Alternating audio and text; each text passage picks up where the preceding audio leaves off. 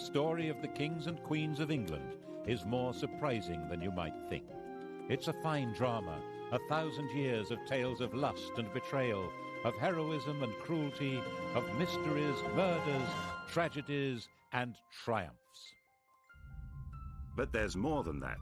For example, one of the most reliable chronicles describes how a king of England proposed adopting Islam as the national religion.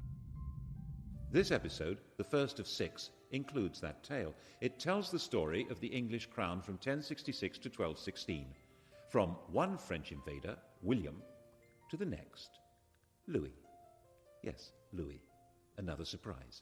A king of England who's pretty much disappeared from history. It's easier to say where the history of the English monarchy ends than where it begins. It ended on the 14th of October 1066, here at what became Battle Abbey on Senlac Hill near Hastings. We all know that this was where Harold was killed and replaced by William the Conqueror, and Harold was the last Englishman to be crowned king. From then on, the sovereign would always be from a foreign family, right down to Queen Elizabeth II.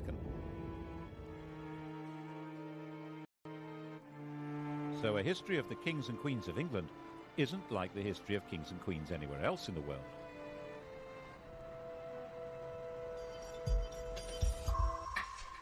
What happened here on that October day started a completely new history, which is why it's the one date in history that everybody knows. 1066. The story of that day was spelled out in a strip cartoon, Bayeux Tapestry, probably stitched for William's brother Odo. Here's our hero's first appearance in the story.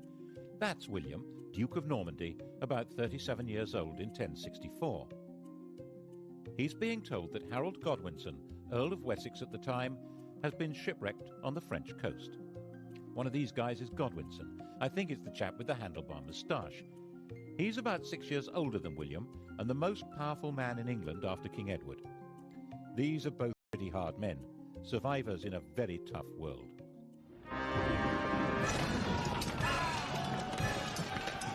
William spent his whole life fighting for survival and was good at it.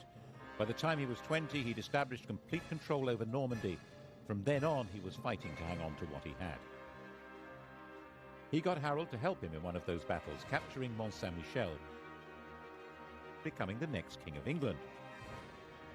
Which, as the tapestry very clearly shows, is not what happened.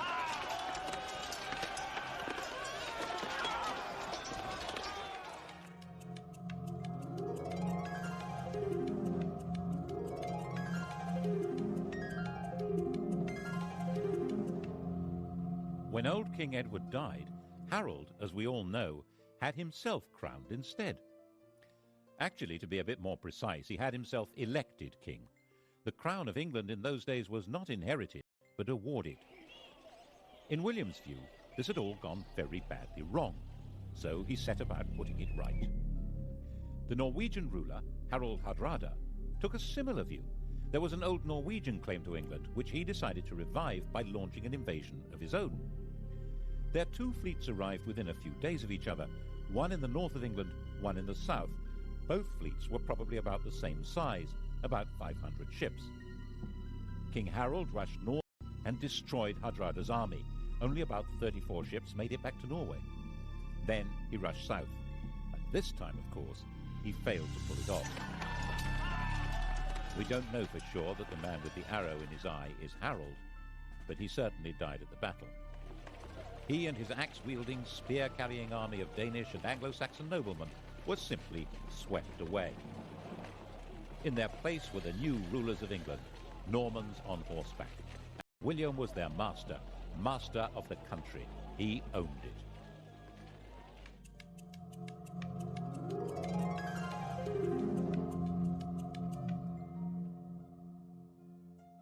He was not an elected king. When he went to London to be crowned on Christmas Day, the population, thinking that was their duty now, tried to elect him. They acclaimed him with loud shouts. The Normans, not knowing what was going on, thought this was some kind of uprising. They rushed out of Westminster Abbey and burned London down. England had become a new kind of kingdom, one which was owned lock, stock and barrel by its king. The story we're telling through this series, the story of 1,000 years of English history, is the story of this alien conqueror and his successors to the throne. It's the story of how they changed England and changed with it, eventually turning into puppet rulers, symbols of power they cannot wield, and how in that transformation they survived through tides of revolution and republicanism, so that today, while they're not quite the only surviving royals in Europe, they alone still lay claim to majesty. Now, how did that happen? William's reign is really the story of a warrior lord taking all power into his hands. He confiscated all the privately owned land in the country. Its new occupiers were tenants of the king, bound to him. People of the north of England, with their Viking capital at York, were much more bound to Scandinavia than to Normandy. They refused to submit. He punished them by destroying all animals and all crops between York and Durham. According to the chronicles, he celebrated Christmas 1070 in the ruins of York.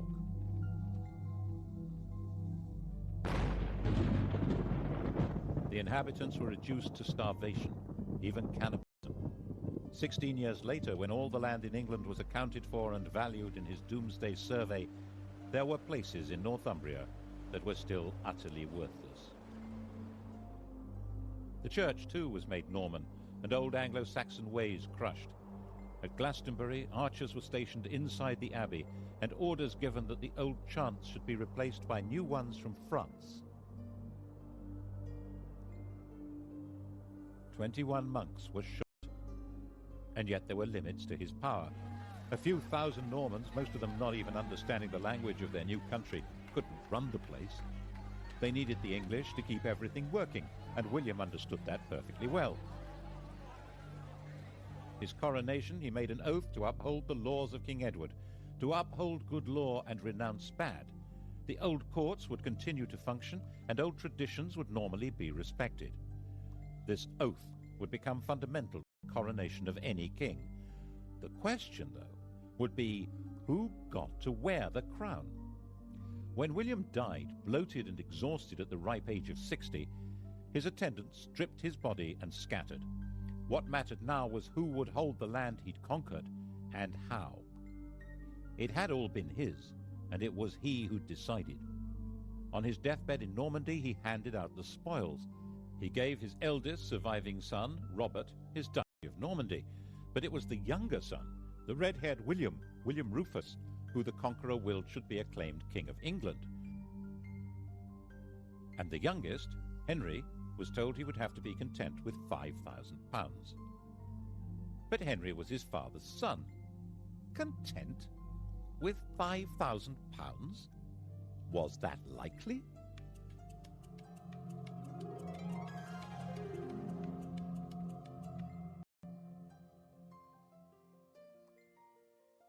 The key to the plotting that followed was that, of course, none of the brothers was content. Henry stirred the brew of resentment that made Robert try to take the kingdom of England from William, and aids weakening them both. Eventually, Robert, tiring of the whole struggle, decided it would be more satisfying to fight Saracens than his brothers, and went off on crusade. William was now secure and powerful, and Henry changed his policy. He was now William Rufus's very best friend. The Bishop of Lincoln later said that when Henry praised anyone, he was sure to be plotting that person's destruction. It does seem as though Henry concentrated on quietly stirring up discontent among churchmen and barons in England, which was not hard, as William Rufus needed their money and had little to offer in return, except to give to some what he'd taken from others. And besides, William Rufus wasn't their kind of chap. He didn't marry, he had no children, and as one chronicle puts it, all things that are loathsome to God and to earnest men were customary in this land in his time. And therefore he was loathsome to well nigh all his people, and abominable to God. Which is, of course, homophobic chronicle speak for being gay. On the 2nd of August, in the year 1100, both William and Henry were hunting separately in the New Forest. It was the last day of William Rufus's life. No one knows who fired the arrow that ended the reign of William Rufus. his companion Tyrrell immediately fled, and disappeared abroad. William's body was abandoned where it lay, at a spot still marked by this stone. The next day, local peasants took it in a cart to Winchester. Henry had arrived before them. Winchester was where the royal treasure was kept. He demanded the treasury keys from the guards. They refused to hand them over, saying that Robert, his elder brother, was the rightful heir. Henry drew his sword and declared that no one should stand between him and his father's scepter. Resistance collapsed, and when the peasants arrived with their cart, the lords of England were busy electing Henry as their king, the first elected ruler of England since Harold Godwinson.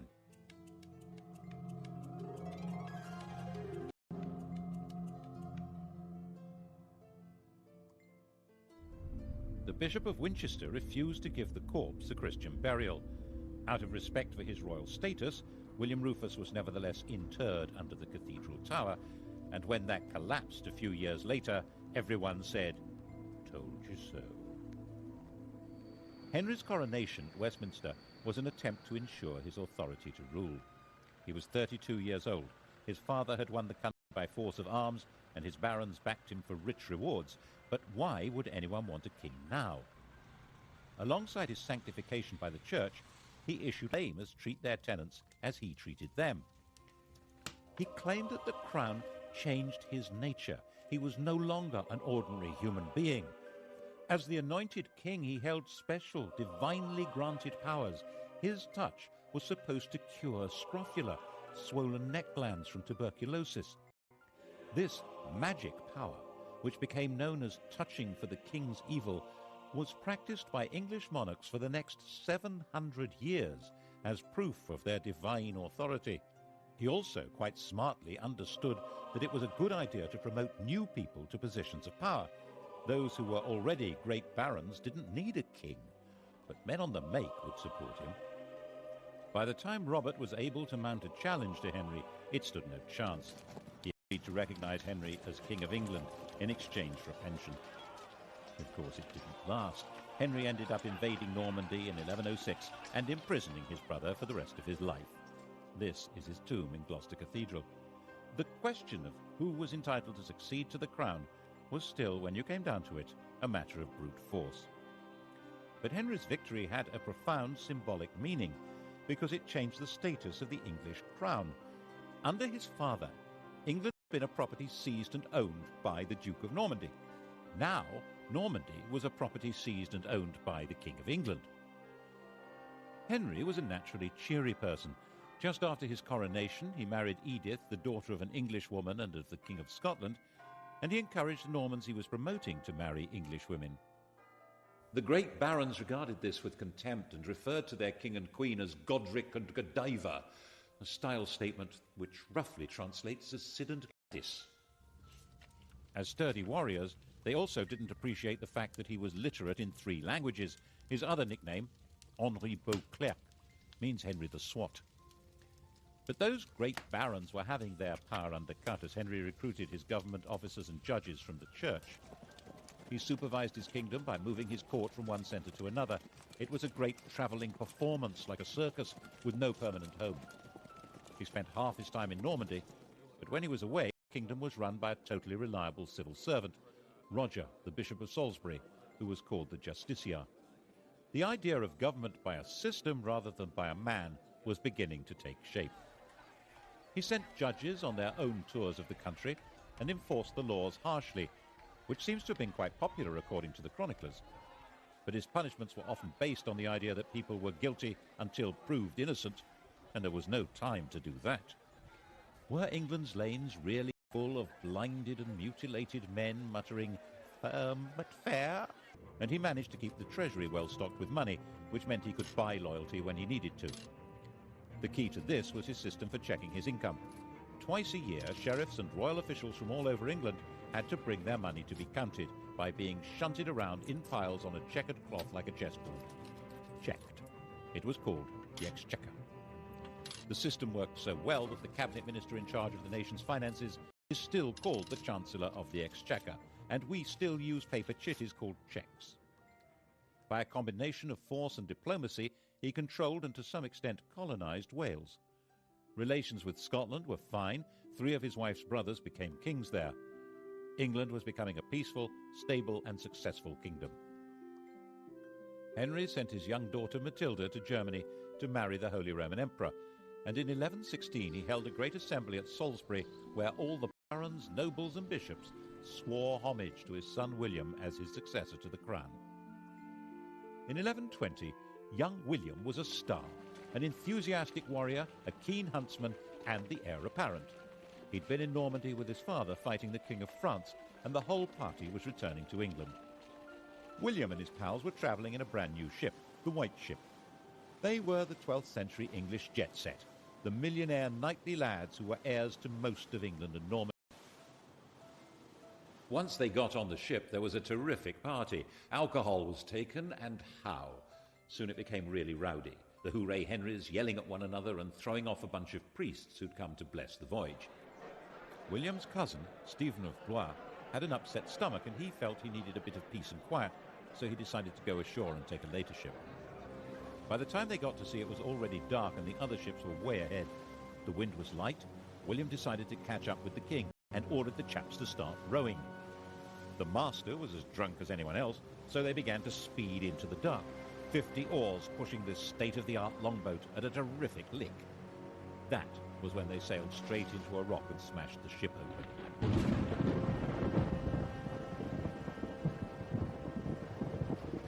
The rock off Barfleur was a well-known hazard to navigation. The cries of the drowning company were heard on shore and on the king's ship. Everyone thought the party was still in full swing. In fact, the future of England had just been destroyed in the equivalent of a drunken car crash.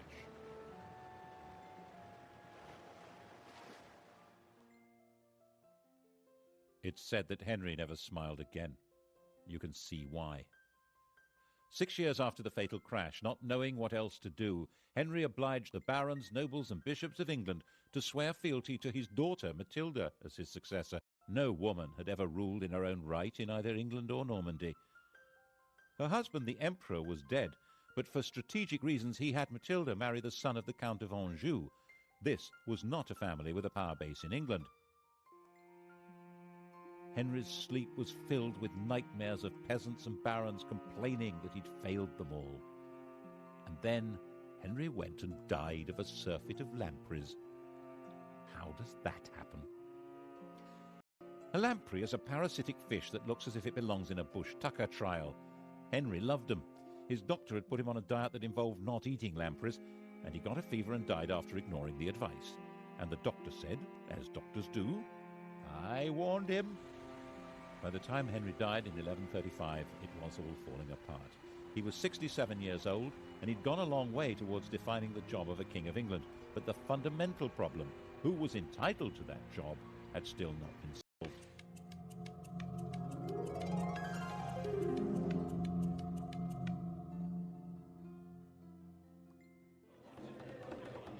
Matilda was in Anjou with her husband. And then up popped Stephen of Blois, who sailed from Normandy to England and claimed the crown. Stephen, who had been saved from drowning on the White Ship by an urgent need for a lavatory. He was the son of Henry's sister, a legitimate grandson of William the Conqueror. He'd also been the leading baron to swear fealty to Matilda as the heir apparent, but that was then, and this was now. He was 38 years old, backed by his very tough mother, and one of his brothers was the Bishop of Winchester with the keys to the royal treasury. The wife of the Count of Anjou was not a popular choice with the barons. Stephen was a Norman. Besides, he seemed a malleable sort of chap, brave enough and high-spirited. He was also generous, courteous and affable, and would probably do as he was told, which was, of course, a recipe for disaster. Stephen was crowned by the Archbishop of Canterbury at Westminster on Christmas Day 1135. He issued what was now the traditional coronation oath, promising to respect the old laws and be nice to everyone. According to the Anglo-Saxon Chronicle, when they saw that the king was a good-natured and kindly man who inflicted no punishment, they committed all kinds of terrible crimes. All had done homage and sworn oaths of fealty, but none were kept. Meanwhile, Matilda was enraged and, of course, had her own supporters. England was moving rapidly to civil war. Stephen was insecure. He surrounded himself with people from near Blois, Flemings, which didn't go down well with the barons. He bought loyalty until it... By the time Matilda landed to claim her throne in 1141, Stephen was trying to put down rebellion after rebellion. He was a brave, even ferocious fighter, but his support melted away, and he was captured in a battle at Lincoln. Stephen was Matilda's prisoner. A church council declared that he was deposed by the manifest judgment of God and recognized Matilda as queen. Matilda proceeded to Westminster and was all set to be crowned. And then something went peculiarly wrong. Something that carries an extraordinarily clear message about the job of being the monarch of England. All Matilda's understanding of monarchy had been learned in Germany, where she'd been empress since she was 12 years old. She had been popular and successful there. After the emperor's death, when Henry I had brought her back to England, some German princes of the empire followed her to demand her back as their sovereign. But the sovereignty she had learned was absolute power. The emperor's will was law. The only possible higher law was the church. That was not how it worked in England. Even the conqueror had promised at his coronation to respect the laws of England. But Matilda flatly refused. She didn't need a coronation to be queen. In her view, she already was. She behaved imperiously, which might mean magnificently in German, but meant intolerably in English. And when the citizens of London petitioned her for a renewal of King Edward's laws, she not only refused to listen, but demanded a heavy tax from them. So they threw her out. Stephen was released from prison and resumed his battered kingship. In fact, he had a second coronation. Matilda roamed around the Midlands and the West Country fighting for a throne that she was entitled to, but could never have. In 1143, just before Christmas, Stephen finally had her trapped and starving in Oxford Castle. But unbelievably, Matilda and 3 knights got away. It had snowed, and that night, dressed entirely in white, they dropped over the walls to the frozen water below. They moved, silent and invisible in the fresh snow, right through Stephen's camp. It was another 5 years before Matilda gave up and returned to Normandy. But she simply handed the torch to her son Henry, who came to England when he was 16 to carry on the struggle. And so the fighting went on, year after year. The country was in effect without law and without government. As the Anglo-Saxon Chronicle said, Castles were filled with devils and evil men. Christ and all his saints were asleep. Stephen naturally intended his own son Eustace to succeed him, but in 1153 both Eustace and enough. At the end of the year, Stephen and Henry rode together into London. There the king proclaimed a new foundation for the kingdom. Henry was now his own adopted son and would be his successor as King of England. Although Stephen would remain king for life, Henry would take over the government immediately.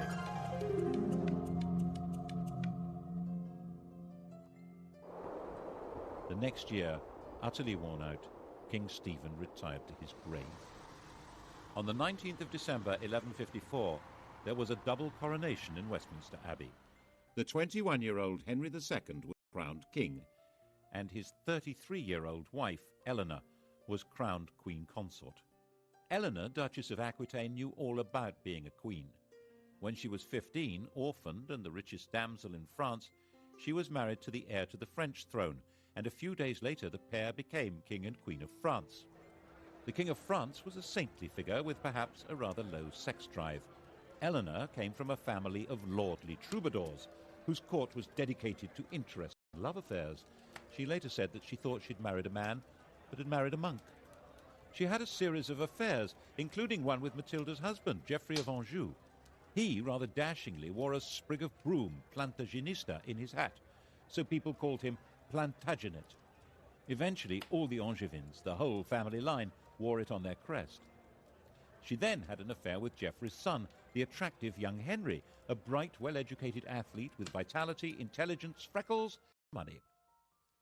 According to a contemporary chronicler, Henry's father had warned his son off her, saying that she'd been his lover, and she was the wife of Henry's overlord. Henry was Duke of Normandy. But Geoffrey died in 1151, and in 1152, Henry got Eleanor pregnant. Louis, who probably didn't know that detail, had their marriage annulled, and she married her toy boy. Of course, she did all she could to encourage his efforts to become King of England and make her a queen again. The coronation of 1154 must have been most satisfying for her. He didn't make his mother's mistake of claiming to be above the law. Instead, maintaining proper form, he issued a charter confirming all the liberties that were in force under his grandfather, Henry I. The combination of his lands and Eleanor's meant that this King of England ruled more than half of France, though as the vassal of the French king. It would have been too much for almost anyone. But Henry was a man of extraordinary restless energy, who travelled vigorously around his realms and would order his court to hit the road with no notice whatever. He got England up and running with astonishing speed. He had all newly built castles destroyed so that individual government into ministries, with the Chancellor of the Exchequer playing the role we would now recognise as Prime Minister. The chap in question was the son of a London merchant. He was Henry's closest friend and colleague. They joked and drank together, and he lived as the greatest lord in the country, Thomas Becket. Between them, they reformed the currency, finance, government, and began the changes in the judicial system that would lead to the system of trial by jury. England was beginning to develop a commercial life. Towns were growing, the population was becoming better educated. The new system for running royal courts asked groups of local people, often peasants, to report and decide the facts of the case. The system that had worked for the conqueror, allowing the people to run their own country, was at the heart of Henry's way of getting everything up and running again. Perhaps that was why he needed a Londoner at the heart of his government. The next stage in his reforms was to reduce the power of the Church, which had become the only functioning judicial institution during the chaos of Stephen's wars. Anyone accused of a crime who could read a line of Latin was deemed to be a churchman. That made them immune from the royal court. They could only be judged and punished by the Church. Of course, the Church wouldn't agree to give up its privileges, so when the Archbishop of Canterbury died in 1162, it seemed a smart idea to install Thomas as the new Archbishop. Then he would deliver the Church to Henry. Actually, it seemed a pretty terrible idea to Matilda, who warned Henry not to do it. What did his mother know? Look what a mess she'd made of things. Eleanor was also against it, and she hadn't made a mess of anything. She'd been a very competent regent when Henry had been abroad, and must have seen what Henry had not seen, that Thomas Becket's driving force was not loyalty to Henry. Oh, surely not. She was just jealous that Henry spent more time with Thomas than with her. Henry was sure it was a really good idea. Of course, it was a really bad idea. Why did Becket become fanatically committed to the Church as soon as he got the job? Why did he wear Hessian underwear with lice and lash his body? Why did he oppose the king's plans more fiercely than any other bishop? He ended up excommunicating the bishops of London and Salisbury and sacking the Archbishop of York for not opposing the king. He'd already acquired all the earthly power and wealth possible. Now he had a bigger ambition. He was arguing that the Church must rule everyone, including the king. This was especially dangerous as Becket was hugely popular. Henry was given to rages, and the situation was bound to enrage him. Who will rid me of this turbulent priest? On the 29th of December 1170, 4 of Henry's loyal knights did, in the words of an eyewitness, the red of the blood mixed with the white of the brains, like white of the lily and the red of the rose. This was shocking. Henry had to distance himself from Becket's murder and win the hearts and minds of his subjects.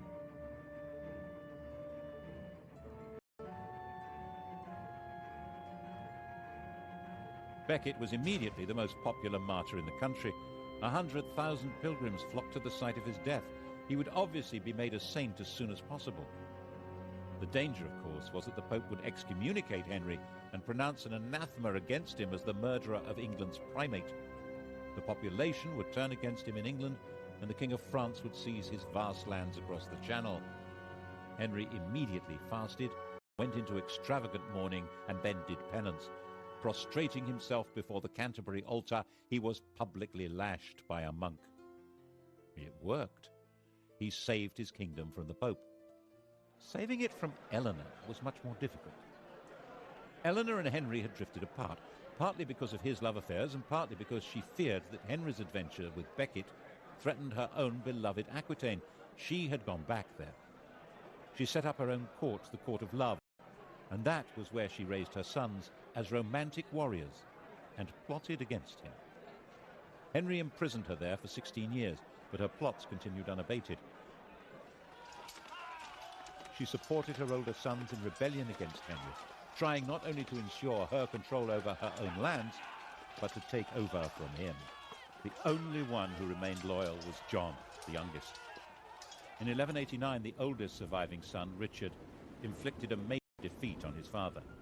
Henry met Richard near the Loire to arrange peace terms, but when they publicly embraced, Henry quietly growled, "May the Lord spare me until I've taken vengeance on you." The second had been defeated in battle by his own eldest surviving son, Richard. Only one of his sons had remained loyal, the youngest, John. Back in his own chateau, Henry asked for all Richard's supporters to be read out. The first name on the list was John's. Henry was heartbroken. He died in delirium a few days later.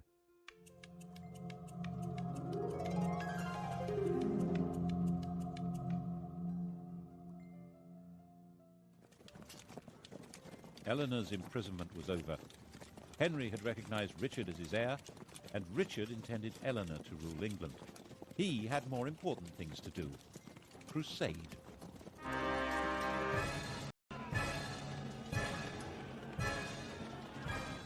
Eleanor had been a feudal army, and now the Saracens had reconquered Jerusalem. Richard the Romantic, Richard the Lionheart, was a totally fearless warrior whose whole upbringing had been based on Eleanor's idea of chivalry. Poet and swordsman, Christian knight and tournament hero, a handsome and dashing leader of armies, Richard tried to live out the fantasy life of one of the heroes of Arthurian literature from the stories told and sung in the Court of Love.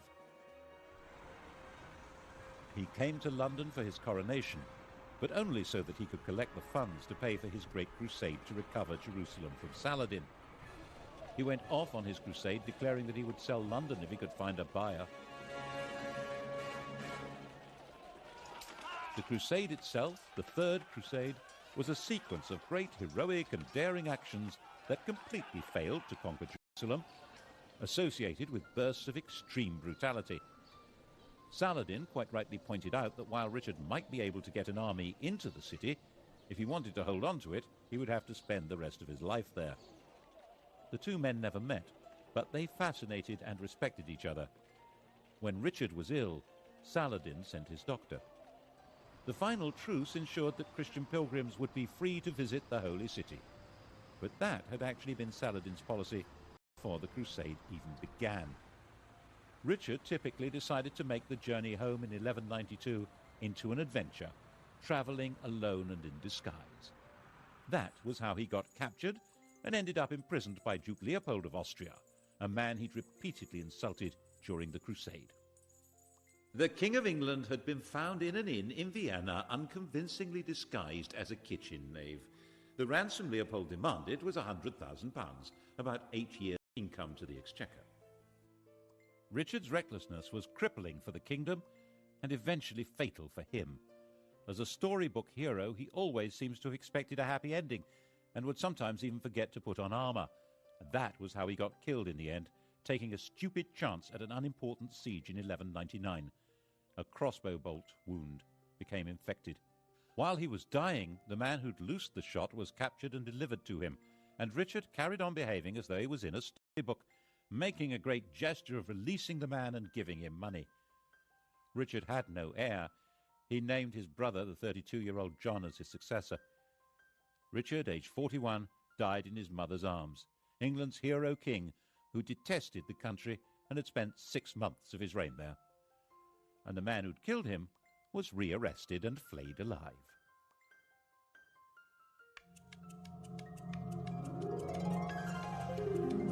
Brother John was never meant to be king.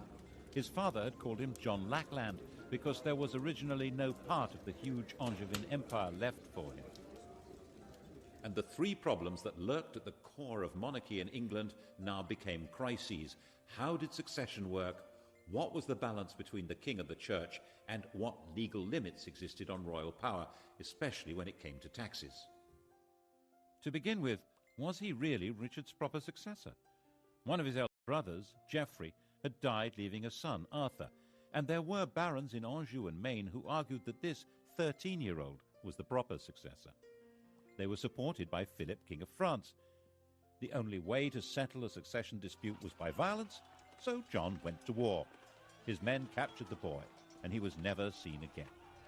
It was generally believed that John drowned him, which was the wrong way to solve the problem. It guaranteed that Arthur would not be king, but it left a very nasty smell. It didn't stop the King of France from keeping the war going, and by 1205 John was driven out of most of France, including Aquitaine and even Normandy. The issue of church power also came up again. It was John's bad luck to be confronted by an exceptionally militant and aggressive pope, Innocent III. Innocent maintained that kings had to submit to popes. When the Archbishop of Canterbury died, Innocent announced that Stephen Langton, who happened to be English, was the new archbishop. John refused to accept the pope's man. Rome wouldn't give ground, and neither would John. In 1209, the Vatican excommunicated the King of England and his whole kingdom. Back in England, John attempted to carry on regardless. The Pope declared John deposed, and that anyone who even spoke to him was excommunicated. According to one chronicler, John decided at this point to join the enemy. In 1213, he sent a delegation to the Emir of Morocco, offering to adopt Islam and turn England into an Islamic country in return for protection. That would have turned history upside down. Is it true? The Emir, according to the story, told the envoys not to be so silly. In fact, John was reduced to total surrender. The Pope demanded that he submit himself as a vassal of the Church, and that England should become a papal fief instead of a sovereign kingdom. So in 1213, Stephen Langton, the new Archbishop of Canterbury, took up his post as a representative of the new overlord of England. In that capacity, he decided to sort out the third issue, the limits of the king's power over his subjects. Political party. This is the seal of the Barons of London. Langton presented them with a charter issued by Henry I and suggested that they demand something along the same lines but a bit clearer. The Magna Carta. This famous document was signed in June 1215. John and Richard had both tried to meet their costs by massive increases in feudal dues and legal charges, and most of the Magna Carta is an effort to reverse these.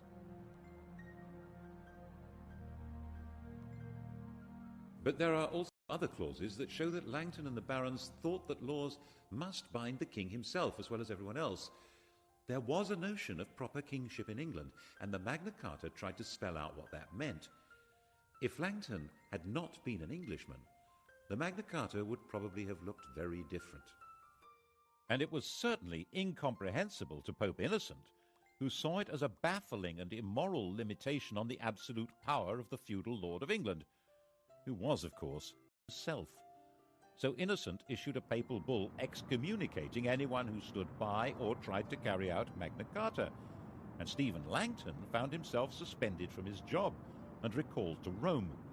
And John marched through England at the head of an army composed largely of foreign troops, crushing the barons and destroying their property.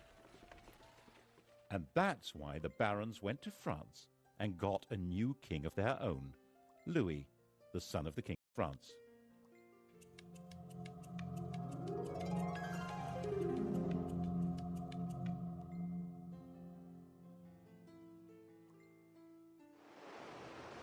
And so came the second French invasion of England in 1216. It was about the same size as the invasion of 1066, and Louis landed unopposed. He was greeted with general enthusiasm and was hailed as King of England in a high mass at St. Paul's Cathedral. he set up his own government, and his army began its pursuit of John's dwindling forces.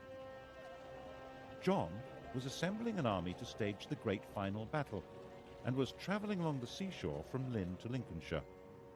A miscalculation of the tide was all he needed. His whole baggage train was washed away, including his treasure and the crown jewels. Distraught, broken, he made his way to an abbey at Swineshead, where he was comforted with the monk's latest experiment in beer making, which seems to have brought on dysentery, fever, and death. Louis I and last, the king no one's ever heard of, now controlled Mostry. Its new occupiers were tenants of the king, bound to him. People of the north of England, with their Viking capital at York, were much more bound to Scandinavia than to Normandy. They refused to submit. He punished them by destroying all animals and all crops between York and Durham. According to the chronicles, he celebrated Christmas 1070 in the ruins of York.